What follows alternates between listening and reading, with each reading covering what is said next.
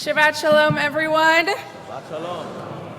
I'm going to tell you a little story that you're probably going to think goes into the category of stories rabbis should not tell from the Bima, but here we go.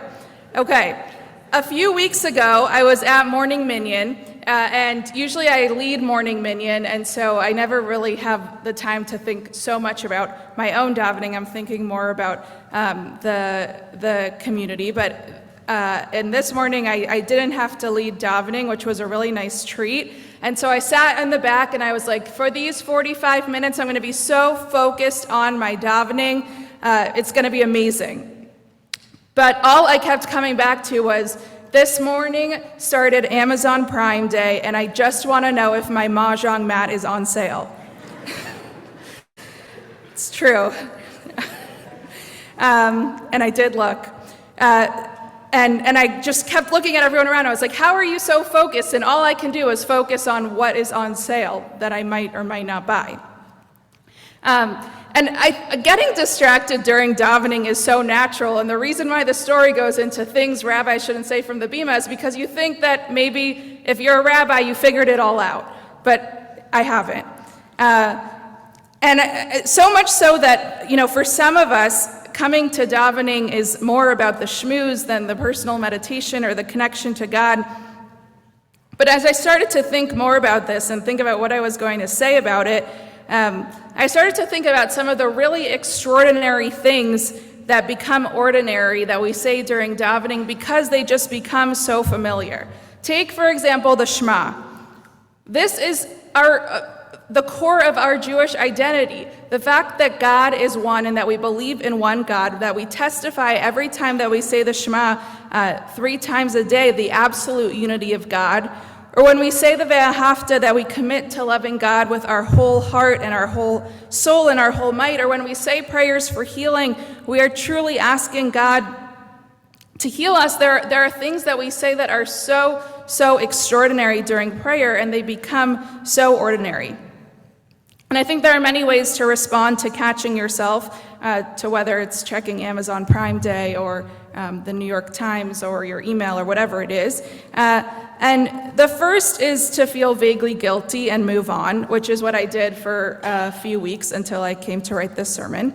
And the second is what I want to try to do or wrestle with this morning is to actually sit with what questions does it raise that we become so distracted. What does it mean to say something that you don't fully mean? And what does it do to us, not just to our prayers, but also to ourselves, when we habitually say sacred things without being actually present to them? And our Parsha opens, which we heard a little about earlier, with the laws of Nedarim, with the laws of vows. It's very hard in our modern day to understand what the rabbis and the Torah meant by vows. We don't really take them. Marriage is the closest that we can get to it, but it's a very complicated set of laws within Judaism. And the first thing that the Torah says about vows is, Lo yachel dvaro, don't profane your word. The root of yachel is halal, which means to hollow, and so therefore to profane your word is to make it hollow. To say something and to have it mean nothing is to make yourself hollow. To let the gap between your words and your reality open up until language itself can become an empty vessel. And this is why the laws of vows are so complicated in Judaism, because words are the ways that we express ourselves. How can we constantly live up to being able to make our words make us whole? This root for lo yachel dvaro is, we use it in other ways. One is the phrase chilul Hashem, to profane God's name in public, and that's the third commandment. It's the gravest category of public transgression in Jewish life. To do something that profanes God's name is to take something that carries infinite weight and to treat it as though it weighs almost nothing. But we do it all the time. How many times do you say, either purposefully or accidentally, oh my God? The Torah uses that same root, hollow, for broken speech. Don't hollow out your word. So the tradition is telling us something about the category that our speech belongs to. Our words carry weight.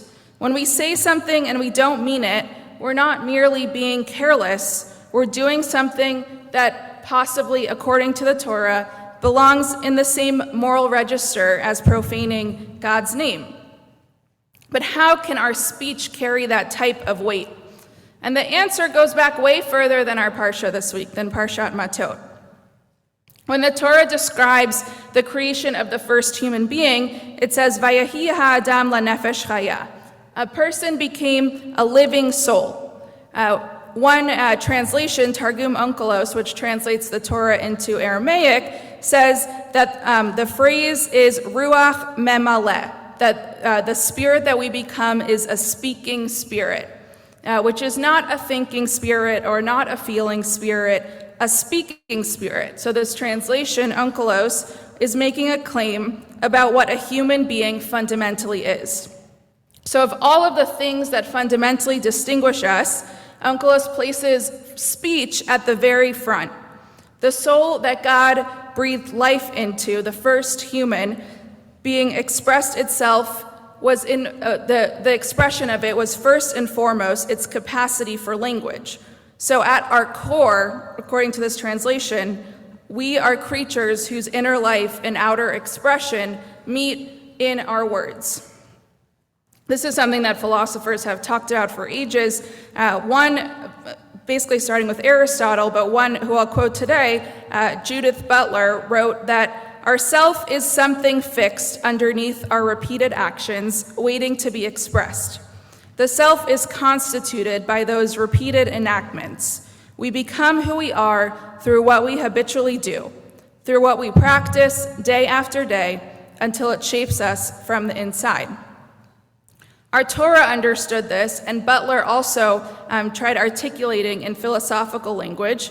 We don't just simply express ourselves through our habits, we become ourselves through them.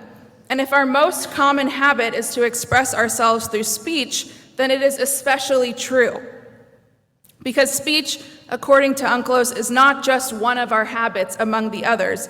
It is our outward movement of our ruach, of our spirit. It is the way that our soul expresses itself. So if speech is not something we do, but something we are, then what happens to us when we speak without meaning it, which probably happens to us all the time, multiple times a day? Are we failing to follow through on a commitment? Are we speaking as less than ourselves? On Wednesday mornings, we started learning Kedushat Levi. You're welcome to join us. It's a lot of fun. And he focused his teaching on this parsha about hollow speech. He says, every word you speak that you don't mean makes you, in a small way, more hollow. The gap between your words and your reality, it doesn't stay outside. It moves inward. The person who habitually speaks without meaning does not merely fail to communicate. Over time, they become structurally and spiritually a person whose words weigh nothing, a person who is hollow at the core. We saw this in the Torah a few weeks ago when we read about Bilam, a prophet who was hired to curse Israel, whose words were his trade. When God tells him not to curse Israel, he responds, "How can I curse who God has not cursed?" Which is what we expect a person of faith to say. And then he goes back and asks again. His mouth says, "I have to bless these people." Everything else about him says, "I have to curse these people." At the end, Bilam opens with the famous line, "Ma tovu ohalecha Yaakov," how lovely are your tents of Jacob. And we say those words every morning when we daven. They are words of a man who didn't mean them. The Kedushat Levi continues in his commentary. The person who never hollows out their word, whose speech is always backed by who they are, that person is doing something far more than keeping promises. They are making themselves. Every word that is genuinely meant constitutes them, incrementally, as a person of real speech. He calls this Brit Halashon, the covenant of the tongue. We're familiar with covenants. Brit Milah, circumcision, is a covenant of the body the mark that we make on a baby's flesh that says that we belong to something more than ourselves. It doesn't just obligate the body, it changes what the body is. And the Kedushat Levi is saying something really powerful, that our tongues have a parallel covenant. The mouth that always means what it says no longer is just an organ of communication. It is an instrument of making of ourselves. And that person, he writes, can make repairs in the world with the things that come out of their mouth. Not just with our tefillah, with our prayers, not just with our learning, with everything. Every word that is genuinely meant that comes out of our mouths is an act of tikkun, of repair, because it's an act of becoming more fully ruach memaleh, a speaking spirit, a human being whose inner life and outer speech are one. The Kedushat Levi does all of this while talking about vows, vows being the most formal and binding and extreme speech we make. And he's teaching it about all speech, not just vows, including the speech we make while we daven, possibly without thinking. I admit that this teaching is a lot to live up to. For me, it feels almost impossible. But I think that we can take some small lessons from it.